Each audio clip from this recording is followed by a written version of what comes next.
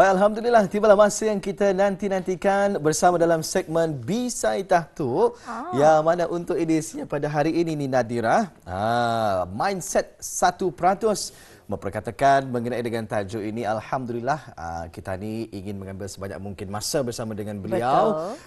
Yang Mulia Tuan Rusli bin Bujang, seorang kaunselor profesional. Assalamualaikum Tuan. Assalamualaikum. Apa khabar pagi ni, sihat ya? Alhamdulillah sihat. Alhamdulillah sihat. Gembira sebenarnya rasanya ni hari ini kita ni berdua berjodoh bertemu dengan Tuan Rusli dan kita ni akan sedikit sebanyak ya mengetahui dan juga membincangkan mengenai dengan satu tajuk yang cukup menarik. Dari awal pagi sudah ni kita dibincangkan mengenai dengan tajuk ini. Mindset 1% ni. Sebenarnya kalau dalam segmen Bisai Tahtu juga merupakan segmen kegemaran secara peribadi. Kerana dalam segmen ini selalu mencabar minda kita ni untuk berfikir di luar kotak. Jadi adakah mindset 1% ni bermaksud sebegitu? Jadi kita akan bertanya kepada narasumber kita Yang Mulia Tuan Rusli Bujang. Tuan, macam mana ni dengan tajuk kita ni hari ini? Mindset 1%. Dapat kali dibagi mukadimahnya. Silakan Tuan. Terima kasih Nadira. Saya agak ada juga lah terpancing juga untuk mengulas sikit. Jadi kata Nadira aja berfikir di luar kotak. Aktivitas itu pun sudah kali tahun 90-an 2000 sudah kali tahun. Sekarang ininya there is no box. Dan jangan lagi berfikir ada kotak itu. Jadi kalau kata dia mesti berfikir ada kotak, artinya tadi masih lagi berfikir dalam kotak itu je lah kata walaupun dia di luar. So there is no box katanya. That's the one of the trend yang sekarang artinya akan memikirkan macam-macam lagi. So alhamdulillah pada pagi ini ya ada beberapa kali lah saya masih ingat dalam segmen Bisai Tahtu ini saya menggunakan tajuk-tajuk macam ini adalah mindset 1%.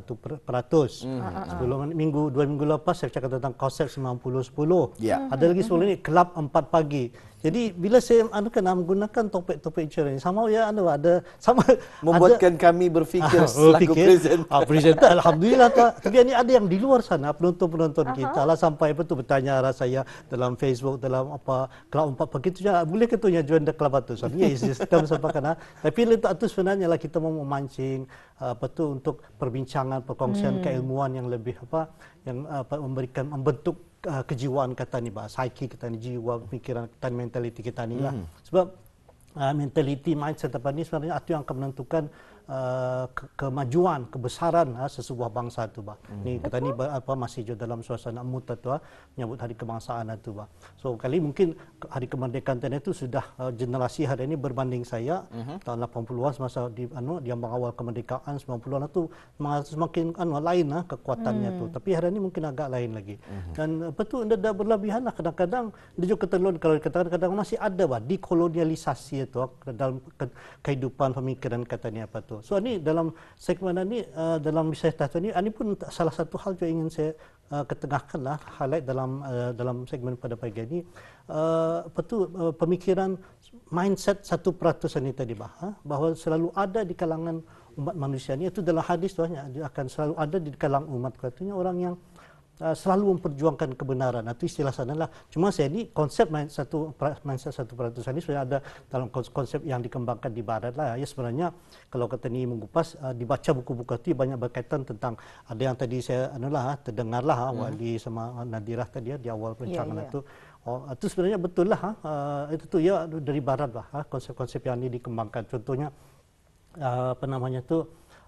orang ini tidak mau keluar daripada zona selesa dan berfikir di luar kotak. So semua konsep-konsep ini sebenarnya untuk memberikan satu input lah mana untuk kata ni manusia ini lebih mampu untuk memajukan dirinya tu itu ni dalam segmen Bisai Tahtu ini saya tambahkan lagi samping daripada aspek psikologinya tu ataupun sosialnya saya masukkan psikospiritual di sana aspek-aspek dalaman. So ini yang lebih sesuai dalam konteks negara kita ni sebagai negara Melayu Islam Beraja ni. Jadi pemikiran 1% ini sebenarnya memperkatakan tentang bahawa di kalangan ketaniannya manusia akan selalu ada segelintir orang ketani itu which is yang ikut kajian ini tadinya 1 ataupun 2% lah yang mempunyai pemikiran yang hebat tadi yang luar biasa ni tadi. Tidak banyak. Artinya kalau 7 bilion umat manusia, berapa tu? 1% lebih kurang 700 juta. 700 juta lebih kurang. Sangat sedikit, sangat sedikit. So itu yang maksudnya tu ada segelintir orang di sana tu yang mempunyai daya pemikiran yang luar biasa, yang berfikir luar daripada kotak atau daripada kotak yang berusaha untuk memajukan dirinya tu tidak mengikut kelaziman-kelaziman itu, di luar daripada comfort zone-nya tadi. Menjalani kehidupannya itu sepenuhnya. Tapi tentu ini kali malam sudah kena kulampakkanlah, dicakapkan, dibincangkan di sini. Tapi yang saya ingin perhatikan ini sebenarnya lebih kepada aspek keruhaniannya tu, dengan konsep yang sama, tapi aspek keagamaan kita ni.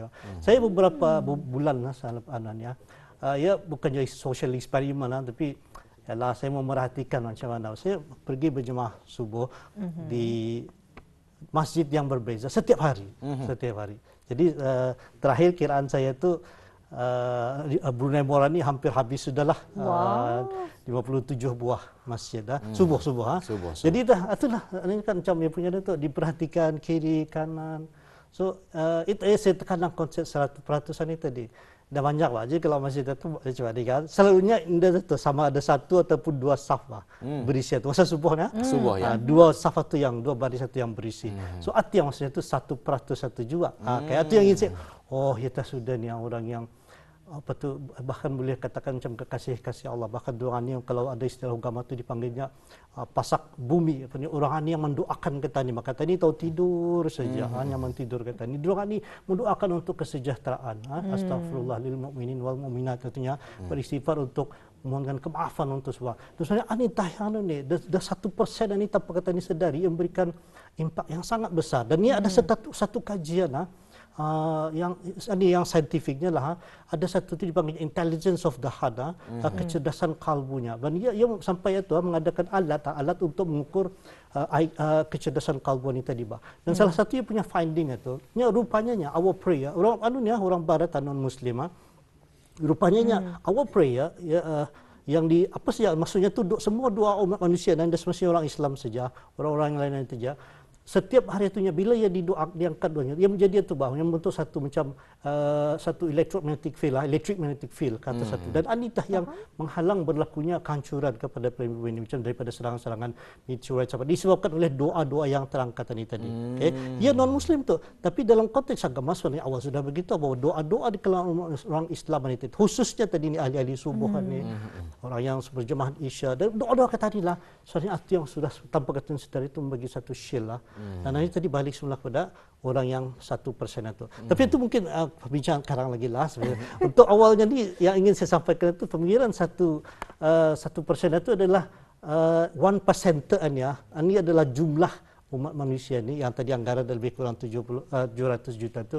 Orang yang mempunyai pemikiran inovatif, orang-orang yang berfikir mempunyai daya kreativiti yang tinggi. Di people macam itulah, kalau di barat itu macam Bill Gates yang buat itu Microsoft, kemudian si iPhone ini Steve Jobs. Dan ada lagi yang bagi ada kerja 4 jam hanya Tim Farrell namanya, 4 jam. Itu insyaAllah nanti akan saya cakap. So itu betapa dahsyatnya ni kalau kata ni meramaikan lagi bahawa orang yang punya mentality atau mindset 1% ni untuk kata ni menjalani kehidupan harian ni, apa saja kualitinya, itu insyaAllah yang insyaAllah akan saya kongsikan, bincangkan. Luar biasa sekali. Betul sekali. Kerana saya bangga juga mendengar Tuan sendiri mencuba untuk masjid tour ketika waktu subuh. Itu tak menunjukkan 1%-nya. Kerana biasanya yang selalu saya dengar di kalangan generasi saya, cafe hopping. Mencuba kafe yang berbeza-beza, tapi kini Tuan mencuba masjid-masjid yang berbeza waktu subuh lagi tu.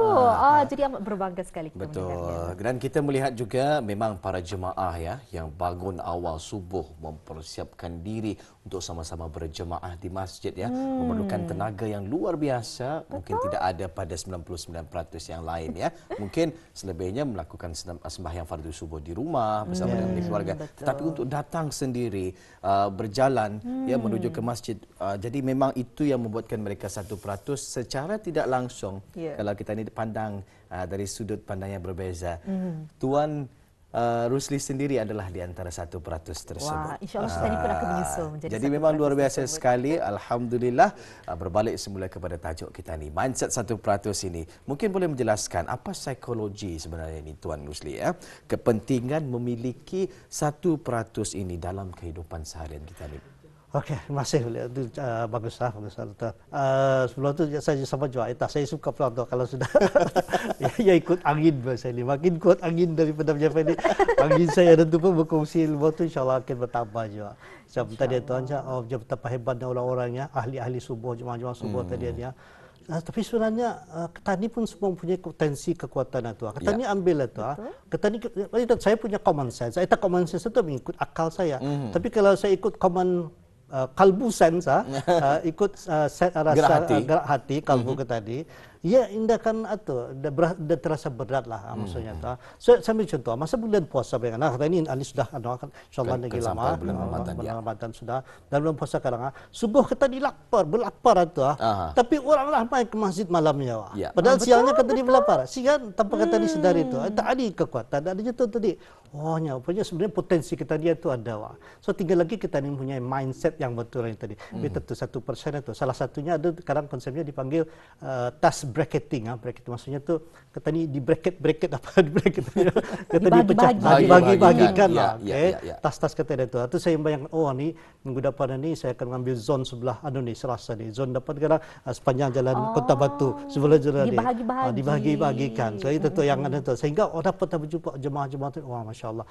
Hebatlah tu ahli-ahli hebat di masjid itu lah. Durang itu bahkan kali yang menjadi penyelamat kepada kampung itu selagi ada jemaah itu insya-Allah. So tadi itu artinya sanatukan kekuatan kita itu sebenarnya ada, tinggal lagi kita ni mindset kita ni we really want it bah. Itu ini perbezaannya ni. Perbezaannya orang yang punya mindset 1% dengan orang 99% tadi ni. Durang they really want it bah. Yang mau benar-benar maukan membuat perkara itu, menginginkannya tu. Sehingga kalau dia terbuat dia datang ke subuh atau ada contoh pada tu lah sebutan contoh ya, dia itu datang atau dia macam merasa ada yang kurang dalam kehidupannya pada hari itu. So itulah betul 1%. Jadi 1% ni these are the people, orang-orang yang mempunyai impian, yang mempunyai keyakinan yang tinggi. Saya ambil contoh macam inilah. Katakanlah tadi awal pagi tu tadi merancang di malamnya tadi merancang pagi ini untuk berlari pagi lah di pantai kan misalnya. So bila tadi berlari di pantai ini cabarannya agak berbeza. Sebab pasir itu kalau basah lain, kalau kering lain. Kalau hujan lagi lain lagi. Orang ramai dan sebagainya. Jadi mindset kita ni tu macam tu. Kita ni mengharapkan kehidupan ini flat dah, rata saja, which is reality dia cuma tu kan. Betul? Sama je orang meraih kejayaan kan, yang orang nampak kejayaan di ujungnya tu, tapi dia nampak segala prosesnya tu tadi. Ada eksperimen bahasa tanya ya bola tu dibuangkannya melalui macam-macam likuan ni dengan satu bola yang jalan straight saja. Logiknya tadi yang laju yang straight ni, tapi ternyata indah. Ada yang turun naikkan ini pada lebih laju. Sebab ya pressure menurun laju tu, atau membuatkan dia lebih laju. Itu satu hal yang baru juga saya. Tapi tadi balik soal proses tadi. Nah, orang yang punya mindset 1% tadi, apapun cabaran yang berlaku tadi, macam minggu lepas hari sebelum ini saya kata 90-10, bahawa semua kehidupan dunia 90% satu sebenarnya dalam kawalan kita ni 10% saja indah. Jadi kita ni ambillah 90% atau 90-10. Tapi yang mindset 1% ini tadi kita ni melihat apapun yang akan berlaku tu kita ni menerima keadaan itu seadanya macam tadi pasir ni kakak kasutnya dia pasir lagi kering lagi ni. Tapi ternyata sudah di sana tanah itu rupanya kering disebabkan ada air dalam sudahlah. Jadi mereka ada perubahan-perubahan indah yang indah kita dijangkakan. Jadi kita ni sebagai orang punya mindset 1% ni kita akan menjadi apa saja tu dan we enjoy the moment itu, menikmati seadanya. Kita digunakan untuk memajukan kita daripada kita ni macam mana bolehan itu yang buatkan kita ni makin itulah. So banyak sebenarnya lah orang punya 1% saja yang mempunyai impian, mempunyai keyakinan dirinya, yang mempunyai kebahagiaannya dan ringkasnya tu yang paling penting di ujungnya tu orang yang punya pemikir mindset 1% ni namanya tu ia indah mematasi kehidupannya tu disebabkan kebimbangan, kerisauan ataupun bahasa Inggeris itu fear. Ia takutkan buat sesuatu, anitah. Macam sekarang ni kan kalau zaman dulu saya tu tahun 90-an masa awal graduate itu kerajaan tu menunggu. Menunggu ada sudah graduate, ada sudah kerajaan. Jadi kita payah bonjal lagi. Tapi hari ini keadaan itu berbeza. Jadi kadang-kadang itu yang menimbulkan kerisauan ya, kegusaran di kalangan ibu bapa. Macam mana ni sampai ada yang bercakap, saya tu kadang saya menyambung pelajaran lagi masa ni buat PhD ya. Jadi apa ni ya sudah je pencen kan. Atau main 99%. Apa lagi kan dijawab apa lagi? Saya ni for the sake of knowledge sebab cinta saya kepada ilmu tu ni insya-Allah akan mendekatkan diri kepada Allah Subhanahu taala lagi, suatu yang mendorong saya tu, Pak. So balik semula yang tadi pekerjaan tadi. So ia melihat dia apa yang indah mungkin itu, Pak. Apa yang masalah-masalah yang akan terjadi itu.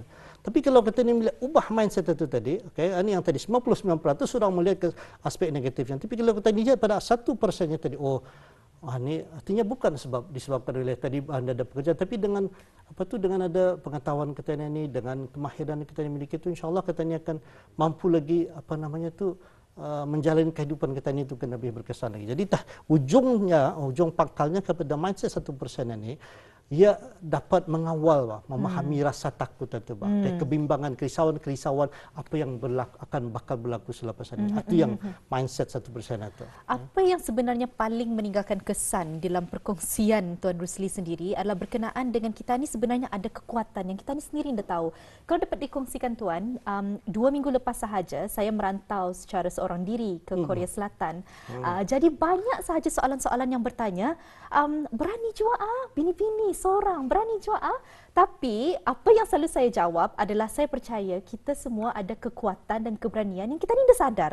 Kecuali kalau kita ditempatkan dalam situasi yang memaksa kita melakukan hal-hal tersebut.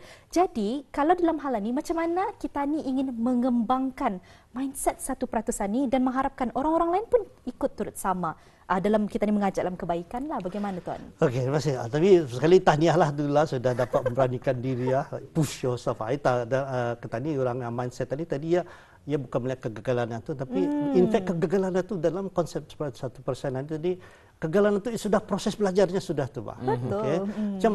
Cuma anda sudah ada dalam sistem pendidikan, ada tujuannya dalam proses pendidikan itu ada orang pas, ada yang gagal. Ada proses betul, Pak. Cuma tanpa kita disedari, mindset itu macam melekat bahawa kehidupan orang gagal lah misalnya, orang gagal tu tadi macam ada pandangan yang agak negatif kepada orang yang gagal ini. Sebenarnya makin orang yang berjaya, makin banyak yang gagal, sana letaknya kejayaannya tu. Itu yang sama tadi ni yang Steve Jobs sama Bill Gates tadi itu kegagalan demi kegagalan betul. Sehingga orang dapat menghasilkan satu yang manusia itu.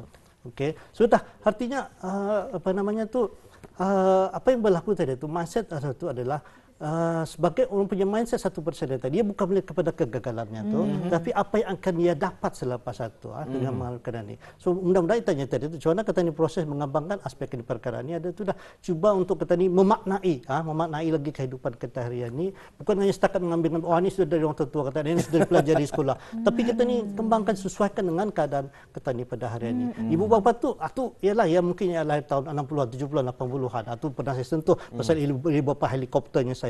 Tapi sebenarnya yang hari ini yang melihat ibu bapa kapal selam, submarine. Submarine itu yang melihat menentukan segala-gala anaknya, tapi yang melihat daripada jauh saja meneropong. Kecuali ada hal baru ya intervene. So itu bapa dia. Okay. So artinya cuatulah, artinya mindset 1% itu tadi perlu memberanikan diri bahawa kegagalan itu kita sudah bahagian daripada proses daripada untuk kita ni mencapai kejayaan itu. Makin banyak kegagalan yang terlalu itu yang akan menggurui kita ni, menjadikan guru kepada tani supaya lebih produktif dalam kehidupan. Ya, saya setuju ya. Kegagalan sebenarnya adalah menjadi guru utama kita ni dalam meningkatkan apapun juga kelebihan dan juga pengajaran di dalam diri kita ni. Jadi orang di sekeliling kita ni kadang-kadang tidak berpendapatan berpendapatan sedemikian ya. Jadi merasakan perkara tersebut tidak sesuai dan juga sebagainya. Walhal kita ni dapat melihat perkara tersebut dari sudut pandang yang berbeza. Bagaimana cara kita ni mengajak mereka ni, Tuan?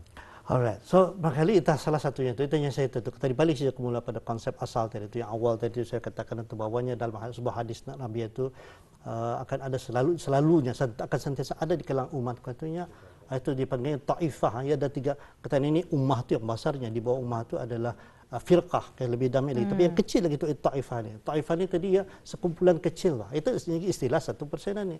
Jadi macam mana kata ni cuba kata ni masuk ke dalam sana tu bahawa untuk kata ni keluar daripada kebiasaan-kebiasaan, keselesan kata ni itu untuk mencuba perkara-perkara baru ni. So sebab di sana tu banyak sekali kelebihan-kelebihan yang dapat kita ambil lah. So artinya ada dua bentuk pemikiran yang saya dapat kutip untuk kita ni membiasakan diri dalam bentuk pemikiran. Satu dipanggil isawiyah, sequence of event.